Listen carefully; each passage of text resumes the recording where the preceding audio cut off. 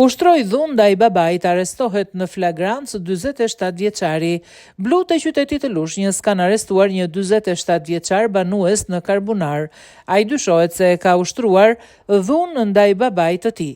Specialistët për hetimin e krimeve të Komisariatit të Policisë Lushnjë arrestuan në flagrancë shtetasin GS, 47 vjeç, banues në fshatin Karbunar, pasi dyshohet se ka ushtruar dhunë ndaj babait të tij, njoftoi policia.